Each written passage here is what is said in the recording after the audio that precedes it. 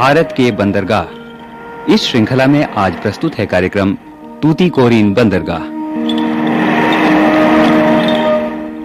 नटखट चंचल सोनू और उसके चाचा जी कैप्टन अशोक बंदरगाहों की यात्रा पर हैं। अशोक मर्चेंट नेवी में कप्तान हैं। आज वो दक्षिण भारत के पूर्वी तट पर स्थित बंदरगाहों की यात्रा करेंगे।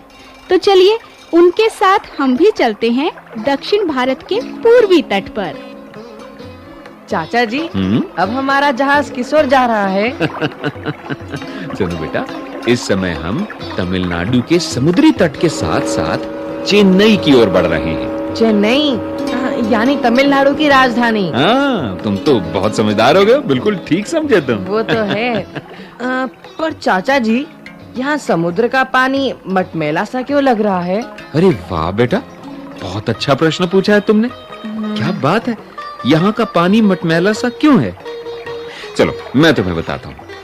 बेटा, ये बंगाल की खाड़ी है और इसमें कई नदियां गिरती हैं। अच्छा। जैसे कावेरी, कृष्णा, गोदावरी, महानदी और गंगा। ये नदियां अपने साथ मिट्टी, गाद और रेत बहा कर लाती हैं, जिसकी वजह से यहाँ का पानी मटमैला हो जाता है। आई बात कुछ समझ में? हाँ, अब समझ में आ गया। इसीलिए भारत के पश्चिमी तट का पानी इससे अधिक साफ है, क्योंकि वहाँ कम नदियाँ गिरती हैं। समुद्र में वहाँ नदियाँ कम गिरती हैं। अच्छा बेटा, अब हम कुछ समय बाद तूतीकोरिन पहुँचेंगे। अच्छा, कहाँ पहुँचेंगे? तूतीकोरिन। हाँ, तुम तो एकदम समझ गए। ये जो तूतीकोरिन है, ये दक्षिण तमिलनाडु राज्य का एक मुख्य पत्तन है। अच्छा। ये मन्नार की खाड़ी के दक्षिणी छोर पर कोरोमंडल तट पर स्थित है। क्या कहा? कोरोमंडल। अच्छा। क्या बोला? कोरोमंडल। हाँ, कोरोमंडल तट पर यह स्थित है। देखो सोनू बेटा, ये दक्षिणी भारत का सबसे बड़ा पोर्ट है। अच्छा। हाँ, और यहाँ से बहुत आयात निर्यात होता है। बेटा, भारत के पूर्वी तट के साथ-साथ जब हम कन्याकुमारी से आगे बढ़ते हैं, तो सबसे पहले तूतीकोरिन बंदरगाह आता है। ये देखो, ये यहाँ पर है, ये तूतीकोरिन बंदरगाह इस नक्शे में। तूतीकोरिन, ये कैसा नाम है? मैं तुम्हें समझाता हूँ। सुनो बेटा, तमिल भाषा में तूतीकोरिन को तुत्तुकोडी बोलते हैं। तुत्तुकोडी। हाँ, बिल्कुल ठीक कहा तुमने। अच्छा। एक बार फिर से बोलो। तुत्तुकोडी। तुत्तुकोडी, बिल्कुल ठीक कहा तुमने। तो अब इस बंदरगाह पर हम जरा उतरते हैं और आसपास का नजारा लेते हैं। आओ, हाँ, चलिए। नीचे आ जाओ।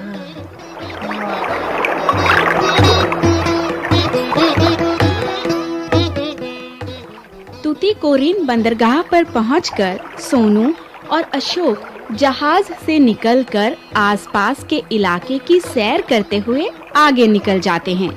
सोनू को इस तरह नई-नई चीजें देखने में बहुत मजा आता है। घूमते-घूमते सोनू और उसके चाचा जी रुक जाते हैं। कैप्टन अशोक सोनू को तूतीकोरिन बंदरगाह के बारे में बताते हैं कि ये कैसा पोर्ट है और इसकी विशेषताएं क्या हैं। आओ मेरे साथ थोड़ा सा आगे आ जाओ। ये देखो, ये जो जगह है ना, हाँ। ये मन्नार की खाड़ी में स्थलबद्ध पत्तन है। यानी ये चारों ओर जमीन से घिरा हुआ है। अच्छा। इसीलिए इसे स्थलबद्ध पत्तन कहा जाता है। ये देखो, जरा ध्यान से देखोगे तो तुम्हें समझ में आएगा कि इसका आकार घोड़े के खुर के जैसा है। घोड़े के खुर जैसा मतलब ये कि ये एक ही जगह पर खुला है। जैसे घोड़े का खुर एक ही जगह से खुला होता है। अच्छा। ये देखो, ये एक ही जगह पर खुला हुआ है। हाँ। और पत्तन का द्वार खाड़ी में अंदर की ओर यहाँ खुलता है। हाँ, ठीक है। इसकी वजह से बेटा, यहाँ तूफान की संभावना बहुत कम होती है। और इसकी क्या-क्या विशेषताएं हैं? देखो बेटा, इसकी दूसरी विशेषता ये है कि ये एक प्राकृतिक बंदरगाह है। अच्छा। हाँ, और यहाँ समुद्र का पानी हमेशा शांत रहता है, तुम्हारे अशोक चाचा जी की तरह। और इसी वजह से यहाँ इस पत्तन का काम पूरे साल भर चलता रहता है। और वो देखो, वो सामने देख रहे हो तुम? यहाँ वो 2 लाइट हाउस हैं। हाँ, वो वाला। हाँ। वो एक जो लाइट हाउस है वो हरे आइलैंड पे है। अच्छा। और वो जो दूसरा वाला लाइट हाउस है हाँ। वो डेविड पॉइंट पर है। ये सुरक्षा की दृष्टि से अत्यंत महत्वपूर्ण है। तब तो तूतीकोरिन का पोर्ट दूसरे पोर्ट से बिल्कुल अलग है। हाँ, अब तुम्हारी जानकारी काफी बढ़ गई है सोनू। चाचा जी, सबको जानकारी आप ही से तो मिली है। वैसे क्या यहाँ और भी कोई पोर्ट है? हाँ, इसके अतिरिक्त एक दो छोटे पोर्ट यहाँ और हैं। उनके बारे में बताइए ना। तो सुनो, देखो तमिलनाडु के तट पर तूतीकोरिन और चेन्नई के बीच 2 पोर्ट और हैं। अच्छा। पहला है नागापट्टनम। क्या है? नागापट्टनम। हाँ, ये कुडियार नदी के मुहाने पर बना हुआ है। अच्छा। और ये तंजौर जिले में स्थित है। और दूसरा पोर्ट है कुडलूर पत्तन। ये पश्चिम जल पर बना है। अच्छा। क्या नाम है इसका? कुडलूर पत्तन। हाँ, यहाँ से कोयला आता है। अन्य स्थानों के लिए कोयले का वितरण यहीं से होता है। अच्छा। और एक खास बात और, ये दक्षिण रेलवे से जुड़ा हुआ है। लेकिन भाई मॉनसून के समय समुद्र के प्रचंड हो जाने के कारण ये पोर्ट बंद रहता है। तो क्या पोर्ट भी बंद हो जाते हैं? हाँ बेटा, कुछ तटीय भागों में समुद्र की लहरें बहुत ऊंची ऊंची उठती हैं। अच्छा। और तूफान जैसी दशा हो जाती है, इसलिए पत्तन का कार्य धीमा हो जाता है। और उस समय मछुआरों को भी चेतावनी दी जाती है कि वो समुद्र से दूर रहें। घूमते घूमते सोनू और उसके चाचा जी आगे बढ़ते हैं। तभी सोनू को सफेद सफेद ढेर दिखाई देते हैं, जिन्हें देखकर सोनू पूछता है, ये सफेद छोटे छोटे ढेर क्या हैं? तुम इतना भी नहीं समझे? सोनू बेटा, ये नमक के ढेर हैं। नमक के ढेर। अच्छा। यहाँ नमक बनता है। अरे हाँ, ये तो बिल्कुल वैसे ही हैं जैसे हमने कांधला बंदरगाह के आसपास देखे थे। अब तुम समझे। तो क्या तूतीकोरिन में बस नमक ही बनता है? नहीं बेटा, यहाँ और भी बहुत सारे काम होते हैं। अच्छा। बहुत सारी चीजों का व्यापार होता है। तूतीकोरिन पिछले लगभग 100 साल से समुद्री व्यापार और हाँ, मोती की खेती से जुड़ा हुआ है। मोती, जिसकी माला भी बनती है। हाँ। अरे वाह। अरे देखिए चाचा जी, क्या? वो देखिए सीपियाँ। अरे हाँ। कितनी सुंदर है। मैं सीपियाँ इकट्ठी कर लूं चाचा जी? हाँ, क्यों नहीं, जाओ जाओ जाओ जाओ। हाँ। चलो मैं भी तुम्हारे साथ चलता हूँ। वो है लाल वाली। चाचा जी, वो शंख जैसी लेते ना, कितनी बड़ी। जो रेत के नीचे आधी दबी है, इसको निकालो। अरे ये क्या? संभल के। हाँ, बस तुम एक काम करो, इसको छोड़ दो।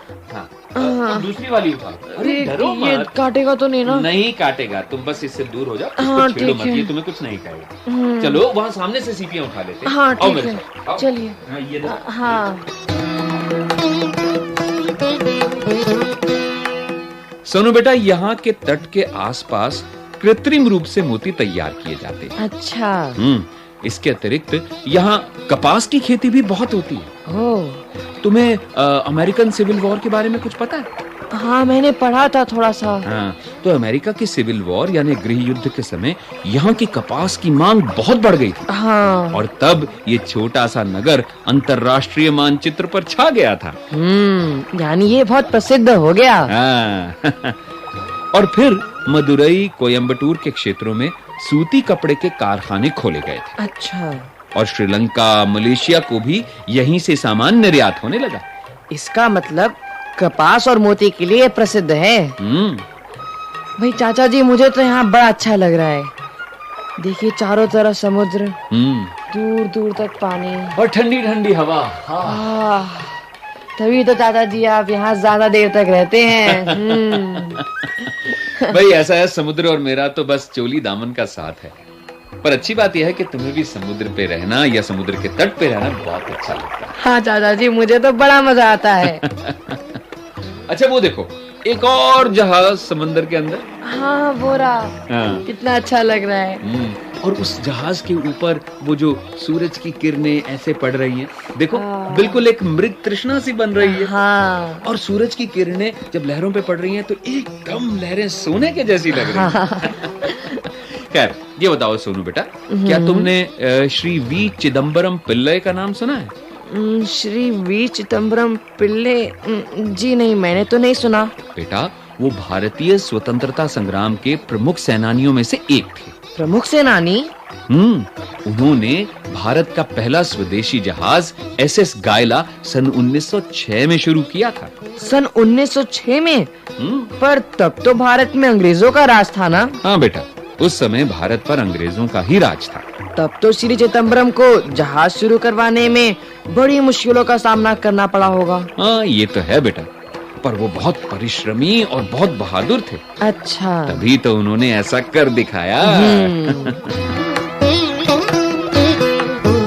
तूतीकोरिन में समुद्र के किनारे घूमते घूमते जब सोनू और कैप्टन अशोक बंदरगाह पर वापस आए, तब तक जहाज पर सामान लगभग लादा जा चुका था।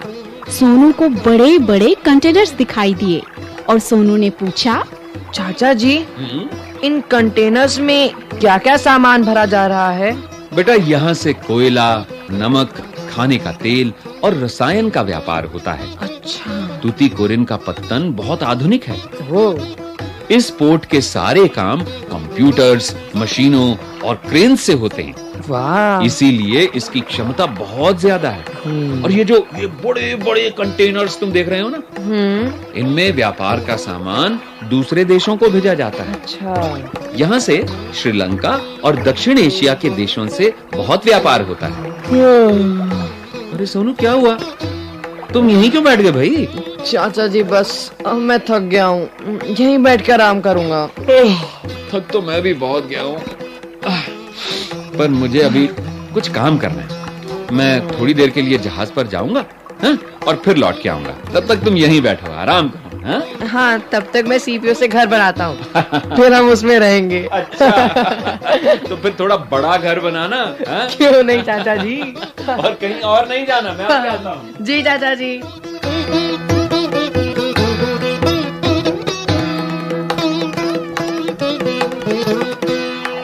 तूतीकोरिन बंदरगाह। अभी आप सुन रहे थे ये कार्यक्रम।